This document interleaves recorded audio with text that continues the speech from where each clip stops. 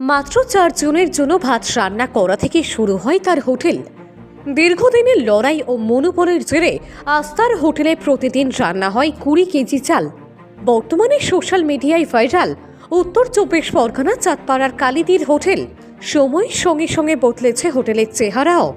একদম রেল লাইনের পাশের এই হোটেলে খাওয়া দাওয়ার জন্য বর্তমানে ভিড় জমান দূর দূরান্তের মানুষেরাও। লড়াইটা খুব সহজ ছিল না কালিদির। 3 সন্তান ও স্বামীকে সঙ্গে নিয়ে জীবনের ঘোর দৌড়ে অনেক প্রতিকূলতা পেরিয়ে আজ হয়ে উঠেছেন সকলের প্রিয় কালিদি। তার হোটেলের মটন চিকেন বিশেষ আকর্ষণ সকলের কাছে। আজ আমরা সরাসরি আপনাদের শোনাবো কালিদির হোটেল জীবনের অতীতের কথা। এই মুহূর্তে আমরা চলে এসেছি চাঁদপাড়ার কালিদির হোটেলে। কালিদি সবাই চেনেন আপনারা, বর্তমানে সোশ্যাল মিডিয়ায় ভাইরাল কালিদির হোটেল আর কালিদি। সরাসরি আসবো কালিদির সঙ্গেই আমরা কথা বলবো। এই যে কালিদির যে হোটেল বর্তমানে সোশ্যাল মিডিয়ায় ভাইরাল, না 8 থেকে 80 সবাই কালিদিকে চেনে। তো এই কালিদির হোটেলের যাত্রাটা কিভাবে শুরু হয়েছিল? নমস্কার, আমি কালিদি। আমার হোটেলের যাত্রা কি বলবো, মানে যে অনেক দিন আগের কথা। এখান থেকে 22 বছর আগে, দেখো এইখান থেকে 22 বছর আগে মানে অনেক দিন। তখন মেয়েরা এত বাইরে বেরোতো না, স্বামীরা যা ইনকাম করতো তাই দিয়েই কিন্তু মেয়েরা চালিয়ে নেওয়ার চেষ্টা করতো। তো এক সময় আমার বলতে গেলে অনেক দূরে যেতে হয়। আমার খুব ছোটোবেলায় বিয়ে হয়েছে। বিয়ে হয়ে মানে আমার বলতে গেলে আমার এখনকার যে মেয়েরা সময় তার আগেই আমার 3টে যা বিয়ে হয়, ধর 25-26 বছরের নিচে এখন মেয়েদের তাও ভাবেই না মেয়েরা বিয়ের কথা। আমার তার আগে 3টে বাচ্চা হয়ে গেছে। ভালোই চলছিল সংসার, 3টে সন্তান নিয়ে। স্বামী মাছ ধরা কাজ করতো। গ্রামে আমাদের অনেক জমি জায়গা আছে, এখনও আছে, সেখানে মাছ ধরা কাজ করতো। তা এক সময় কী হলো যে আমার স্বামীর হঠাৎ করে একটু নার্ভের প্রবলেম হলো। তা আমাদের অনেক গ্রাম বর্ডার সাইডে, তো ওইদিক ডাক্তার সেরকম নেই। তা বাবা বললো তাহলে এদিকে নিয়ে আয়। মানে এইদিকে খুব বড় বড় ডাক্তার দেখাইছি ওনার, যে এরকম শরীরে যা জমানো পয়সা ছিল সেসব দিয়ে দেখানো হতো। একসময় পয়সা কম হয়ে গেল। তখন আমি গ্রামে সংসার চালাবো না এদিকে ডাক্তার দেখাবো, এই করতে করতে গ্রাম ছেড়ে বাবার কাছে চলে আসলাম চাঁদপাড়ায়। আমার ভাই বোন আছে আরও 3টে। আমরা 3টে মেয়ে, আমরা 2টো মানুষ, 5টা মানুষ, বাবা মা, এত বড় সংসার মানে কী করে চলবে। আমি একসময় পরের বাড়ি কাজ করেছি। তারপরে আমার বর হচ্ছে লোকের বাড়ি ওই ঘাস কুটো এসব কাজ করেছে। মা সবজির ব্যবসা করতো। ভাই বোনগুলো ছোটো ছিল। তারপরে তোমার বাবা অ্যাক্সিডেন্ট করলো, বাইক, বাবা কোনো কাজ করতে পারতো না। এবার মার ওপরে এত বড় চাপ, এবার কি করবে, এই করি তো আর সংসার চলে না। টুকটাক কে কখন ডাকবে, কাজ করবে, তার মধ্যে ওরও শরীর ডাক্তার দেখাতে হয়। তাহলে একটা কী করতে হবে, কিছু একটা করতে হবে। আমি বললাম যে আমি একটা দাদাকে বললাম একটু কিছু করতে চাই। তাহলে না, তোর এখন বয়স অল্প, আমি যেসব অনেক দোকানে দোকানে মানুষ কাজ করে না, যে পয়সা বেশি পায়। তা সেখানে কি হলো, বলছে না এই তোর এই বয়সে দেওয়া দাও না। তাহলে দাদা একটা কোনো ব্যবস্থা করে দাও। তা বলছে দাঁড়া, একটা দোকান আছে, ওই দোকানে এই মানে এখন ধরো যে দোকানটা আমি করছি এই সই সূত্রেই কিন্তু এই দোকানটা করছি। সেই দোকানটা আমি মেয়ে মানুষ বলে আমাকে ভাড়া দিচ্ছিল না, বলে তুই পারবি না দোকান চালাতে। তা দেখা যাচ্ছে চালাতে পারবো না। তার বাড়ি একবার আমার মনে বলছিল যে আমি তো সংসারে কাজ করতে পারি, আমি কেন পারবো না, আমি পারবো। তা বলছে যে তাহলে একবার তো 5বার গেছি ওর বাড়িতে। যাওয়ার পরে হচ্ছে বসে বলতাম দাদা দাও, দাদা দাও, এই করতে করতে একদিন ওনাদের মন গড়লো। গলার পরে ওনার বাবা বলে আমি দিতে পারি দিন 20 টাকা ভাড়া, মানে দিন 20 টাকা ভাড়া। তখন কিন্তু 10 পয়সা 20 ওই 50 পয়সা 25 পয়সাও ছিল। তবে তাই দেবো আমি 20 টাকা ভাড়া, মানে মাসে 600 টাকা একসঙ্গে দিতে গেলে কষ্ট হবে, দিন ভাড়া দিন দেবো। তা নিয়ে চালালাম, চালাতে তো পারি না, মানে মনের বলে দোকান নিয়েছি, কীভাবে চালাতে হয় জানি না, পুঁজি নেই। পাশের একজনের কাছ থেকে 500 টাকা ধার করলাম, সে দিল, দিয়ে রাত 3টের সময় সে দোকান খুললাম। সে দোকান খুলে আজ দিতে হয় কী করে সেটা আমি জানি না, কিভাবে আজ দিতে হয়। সকাল হয়ে গেল তাও হচ্ছে না। তারপরে পাশের সব আশেপাশের দোকানদাররা আসলো, এসে ওরা দেখিয়ে দিল কিভাবে ঘুগনি রান্না করতে হয়, সেও দেখিয়ে দিল। দেখানোর পরে অনেক, তার মধ্যে আমি একটা কথা বলতে চাই, অনেক ধন্যবাদ আমার আশেপাশের দোকানদারদের। আজকে তারা হেল্প করেছিল বলে আমি এই জায়গায় আসতে পারছি, নাহলে আমি হয়তো পারতাম না। এক সময় আমি বাড়িতে কোনোদিন রুটি বানাইনি, শ্বশুরবাড়ি, সেই দিনই আমি দোকান খুলে তখন আমি 10 কিলো একটা রুটি বানালাম সেদিন। 1 টাকা পিস রুটি বেচেছি, এরকম একটা বাটির ঘুগনি দিয়েছি, এখনও আমার সেই বাটি একটা আছে। এক বাটি ঘুগনি, 2টো রুটি 2 টাকা দিয়েছে, আরও 1 বাটি ঘুগনি রুটি খাওয়ার পরে, মানে একটা রুটি খাওয়ার পরে বলে আরেক বাটি ঘুগনি দাও। তখন সময় ব্যবসা করেছি 1 টাকা রুটি, আর এখনকার সময় এসে আমি 7 টাকা রুটি বেচেও আমি কিছু করতে পারছি না, মানে এখন মূল্য অনেক হয়ে গেছে।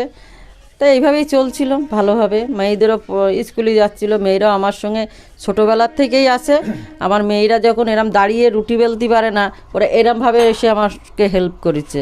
আমার বড়ো মেয়ে বলো, মেজি মেয়ে বলো, ছোটো মেয়ে তো খুবই ছোট থাকতে, মানে খুব ছোট থাকতেও বাজার করতে গিয়েছে। ওরা বাজার করে দিয়ে তারপরে ওরা স্কুলে যায়, মাকে সকালবেলা হেল্প করে তারপরে ওরা স্কুলে গেছে, এসে আবার হেল্প করেছে, তারপর টিউশনে গেছে। এইভাবেই চলছিল, ভালোভাবেই চলছিল। তারপরে এক সময় ওইখান থেকে জায়গা ছিল, সেই জায়গা থেকে আমার দোকান তুলে দিল। আমার না, ওই লাইনে যার দোকান ছিল সব তুলে দিল। এবার আমার চলবে কী করে ছোটো ছোটো 3টে বাচ্চা নিয়ে? মানে আমার যখন এসে বললো যে বৌদি আর কিছু করার নেই, তোমার উঠতে হবে, তখন আমার উপর থেকে বাজ ভেঙে পড়েছে মাথায়। শুধু আমার চোখের জল পড়েই যাচ্ছে, আমি কিছু বলতে পারছি না। তা যাক, আমি দোকানটা ভেঙে নিলাম। ভেঙে নিয়ে কী করব, কিছু তো করতে হবে। তখন তো চারিদিকে সব অন্ধকার দেখছি, যে কোন দিকে যাব। তারপরে আমি ওই পাশেতে বললাম, সেই জায়গায় দাঁড়িয়ে আমি বললাম আমার এই জায়গাটা দরকার, তাহলে ওই জায়গায় দোকান করলে চলে নাকি? ওখানে তো গর্ত, বাগান, ওই রেল, মানে এই ধার দিয়ে কেউ যায় না ওখানে। তা আমি বললাম না, ওইখানেই আমার দোকান করব। আমি যদি আমার খাবার ভালো হয়, আমি যদি ভালো হয়, আমার ওইখানেই মানুষ যাবে। তা যাক, এইখানে এসে দোকান তুললাম। জানো তো, এক জায়গাতে একটা ব্যবসা করতে গেলে অনেক ঝুট ঝামেলা পোয়াতে হয়। তো ভালো, আমার চাঁদপাড়ার লোক অতি ভালো, আমি বলবো না। এই যে দোকান তোমার কালিদির হোটেল নামে পরিচিত, কত বছর ধরে চলছে? এই সেই 22 বছর ধরে। আমারই বছর ছিল, বয়স ছিল তখন 22 বছর, বুঝছো। এখন দোকানে তুমি ছাড়া আর কে কে কাজ করে? এখন দোকানে আমি ছাড়া আমার ছোট বোন আছে। আমার মেয়েদের যখন পরপর 2টো মেয়ের বিয়ে হয়ে গেল, তখন সঙ্গে আমার ছোট মেয়ে আর আমি পাচ্ছিলাম না, তখন ও আমার বোনকে ডেকে নিলাম। যে এই যে তখন এইভাবে শুরু করলে দোকান, তারপরে যেভাবে সাধারণভাবে চলছিল, হঠাৎ করে সোশ্যাল মিডিয়ায় যে ভাইরাল, এই সোশ্যাল মিডিয়ায় ভাইরালটা এই কিভাবে? পাশে যখন আসলাম তখন অনেক ঝুট ঝামেলার পরে মানুষের কিন্তু সব দিন লাভ হয় না, সব দিন লুস্কানো হয় না। লাভ লুস্কানে আমরা চলি। যখন লাভ হয় তখন আমি ভালো হয়তো থাকি, লুস্কান হয় যখন, তখনও কিন্তু কেউ টের পায় না। চুরি করেও আমি অনেক টাকা সুদি নিয়েও আমি ব্যবসা চালাইছি, কোনো দিন কিন্তু কাউকে জানতে দেইনি। যে আমি জানি যে আমার যদি দুর্বলতা দেখে তাহলে অন্যরা আমার এসে চেপে ধরবে।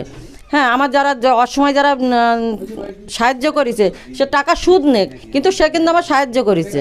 কারণ আমি যদি সেই টাকাটা যদি না দিই, তাই ব্যবসাটা এতদিন চালিয়ে রাখতে পারতাম না। তাদেরকেও ধন্যবাদ জানাই, আমাকে অসময় তারা এখনও আমার পাশে আছে। তা এইভাবেই চলছিল ভালোই, মানে টুকি করে আমি দোকানটাও একটু করে বড়ো করলাম, এক করে একটু পিলাই লাগালাম, যে এখানে একটু পিলাই লাগাই দোকানটা দেখতে ভালো হবে, একটু রং করি দোকানটা দেখতে ভালো হবে।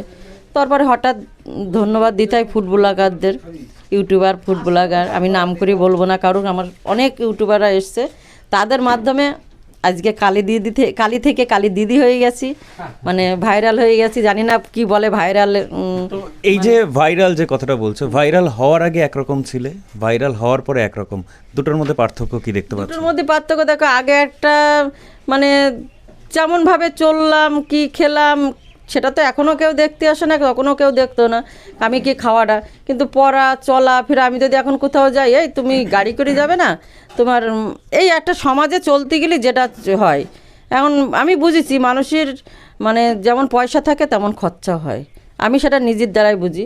সব কিছু বলো ওই আগের মতন থাকে না, একটু আগের থেকে কি এখন তাহলে কাস্টমার আসা বেশি বা মানুষ আসা বেশি হয়েছে অনেকটা? অবশ্যই হয়েছে, কেন হবে না, অবশ্যই এসছে। কাস্টমার না বেশি আসলে আমি ভালো থাকবো কী করে? আমি পরিবার নিয়ে ভালো আছি, আমি চলছে। একদম প্রথম দিকে তোমরা তো হয়তো জানো কালিদি ঘুরতে ভালোবাসে প্রত্যেক বছর। আমি এই 29 তারিখে ঘুরিয়ে নিয়ে আসলাম আমার ফ্যামিলি সবাইকে। যেটা তোমার কাছে শুনতে চাইবো, একদম প্রথম দিকে যখন শুরু করলে তখন কত কিলো চালের ভাত করতে হোটেল, আর এখন কত করছো? মানে দেখো, আমার মেন ছিল রুটি আর ঘুগনি আর চা বানাতাম। এইবার ভাতটা শুরু হলো, তারও একটা গল্প আছে। ভাতটা শুরু হলো আমাদের এইখানে পেঙ্কো কোম্পানি কাজ করতে এসেছিল। তা আমি সকালে চা রুটি বেচি, এরকম 1টা-1:30টার সময় দোকান বন্ধ করে বাড়ি যাই, আবার হয়তো বিকালে এসে দোকান খুলি। তা একটু দোকান পরিষ্কার করছি, তখন একজন এসে বলছে, বৌদি আমাদের এত পিস রুটি লাগবে। আমার এখনও মনে আছে, বলে আমাদের 16 পিস রুটি লাগবে, তা আমি বলছি, কী দিয়ে দেবো, এখন তরকারি নেই, তাহলে সবজি দে। এই বেশ ওনারা একদিন রুটি নিলে, আর একদিন রুটি নিলে, পরে একদিন এসে বসে বলতে আমরা 4 জন ভাত খাবো, ভাত বানিয়ে দিতে পারবে? আমি বলছি, তোমরা যদি বলো আমি বানিয়ে দিতে পারি, আমি তো ভাত বানাই না।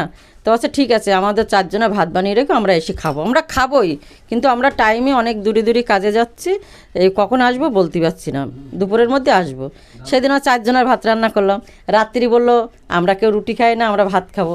ওই খেলো, ওই কোম্পানির লোক 4 জন খেলো, 5 জন খেলো, 6 জন খেলো, তার মধ্যে ট্র্যাক্টরের লোক আছে, তার লেবার আছে, এই করতে 100-200 লোক হয়ে গেল সেই কোম্পানি। তারপরে তো আমার হোটেল চালু হয়ে গেল। তো 4 জনের ভাত থেকে শুরু করে এখন কতজনের ভাত হয়? এখন হয় মনে করো যে আমি 18-20 কিলো চাল বেচতে পারি, চলে যায়। তো এখন তো তোমার একটা পরিচিত মুখ, অনেকেই চেনে। হ্যাঁ, যেখানে তো এখন যদি কখনো রাজনৈতিক দলে আসার জন্য কখনো সুযোগ পাওয়া আসবে? সেটা হচ্ছে দেখো ওপরওয়ালার ইচ্ছা, মানুষ যদি চয়েস করে অবশ্যই আসবো, কেন আসবো না। এটা মানুষের সেবা করা মানেও একটা তার একটা ধর্ম। আমার যদি ভগবান সেটুকু আমার দিয়ে রাখে আমার মধ্যে, আমি অবশ্যই যাব। তো এই যে দোকান এখন রেল লাইনের পাড়েই একদম, তো এরপরে কি বড় কোথাও করার বা বড় কিছু করার ইচ্ছা আছে?